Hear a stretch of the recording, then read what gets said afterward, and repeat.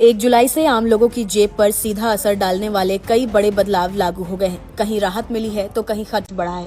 सबसे बड़ी राहत ईंधन और कमर्शियल एलपीजी सिलेंडर के मोर्चे पर देखने को मिली है, जबकि सबसे पहले बात पेट्रोल और डीजल की। Private fuel retailer company Nayara energy ने 1 जुलाई से पेट्रोल के दाम में 5 रुपए प्रति लीटर और डीजल के दाम में 3 रुपए प्रति लीटर की कटौती कर दी है।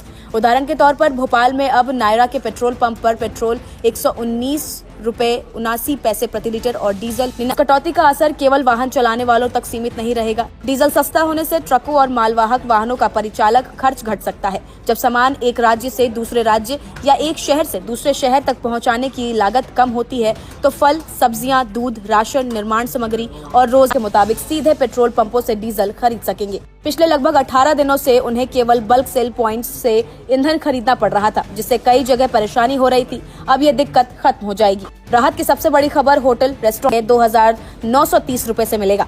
मुंबई में इसकी कीमत 2,885 रुपए 50 पैसे होंगे। कोलकाता में 3,081 रुपए 50 पैसे और चेन्नई में 3,000 की कीमतों में कुछ कमी देखने को मिल सकती है।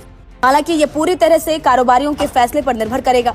वहीं आम घरों में इस्तेमाल होने वाले 14 किलो के घरेलू एलपीजी सिलेंडर की कीमत में इस बार कोई बदलाव नहीं किया गया है। विदेश यात्रा या पासपोर्ट बनवाने की योजना बना रहे लोगों के लिए आज से खर्च बढ़ गया है। केंद्र सरकार ने 4 रुपए से बढ़कर 3,500 रुपए और तत्काल शुल्क 4,000 रुपए से बढ़ाकर 6,000 रुपए कर दी गई है। इसका सीधा असर उन लोगों पर पड़ेगा जो पहली बार पासपोर्ट बनवा रहे हैं या अपने पुराने पासपोर्ट का नवीनीकरण कराना चाहते हैं। यानी अब नागरिकों को पहले की तुलना में एक के लिए भी आज से नियम सख्त हो गए हैं। अब बिना टिकट यात्रा करने पर लगने वाला न्यूनतम जुर्माना दोगुना कर दिया गया है। पहले बिना टिकट पकड़े जाने वाले यात्री पर वास्तविक किराए के अलावा कम से कम 250 रुपए का जुर्माना देना पड़ता था। अब ये न्यूनतम जुर्माना बढ़ाकर 500 रुपए कर दिया गया है। उदाहरण के तौर पर यदि किसी यात्री का वास्तविक किराया 150 रुपए है तो पहले उसे कुल 400 रुपए। गंभीर मामलों में मामला मजिस्ट्रेट कोर्ट तक पहुंच सकता है, जहां दोषी पाए जाने पर 6 महीने तक की जेल, 1,000 रुपए तक का जुर्माना या दोनों सजा हो सकती है। रेलवे का उद्देश्य बिना टिकट यात्रा पर रोक लगाना और राजस्व नुकसान की फीस फिलहाल समाप्त कर दी है। जुलाई से लेकर 31 दिसंबर 2026 तक ये सुविधा पूरी तरह मुफ्त रहेगी। इसका फायदा उन करोड़ों लोगों को मिलेगा जिन्होंने अभी तक अपने आधार में ईमेल लिंक नहीं कराया है या पुराना ईमेल बदलना चाहते हैं। हवाई यात्रा करने वालों के लिए भी राहत की संभावना बनी है।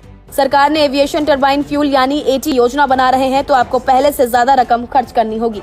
कई ऑटोमोबाइल कंपनियों ने 1 जुलाई से वाहनों की कीमतें बढ़ा दी हैं। किया इंडिया ने अपने मॉडल्स की कीमतों में 2% तक बढ़ोतरी की है, जबकि टाटा मोटर्स ने करीब 1.5% तक दाम बढ़ाने का फैसला किया है। इस बढ़ोतरी का असर पेट्रोल, डीजल, सीएनजी और इलेक्ट्रिक वाहनों सभी पर पड़ सकता है।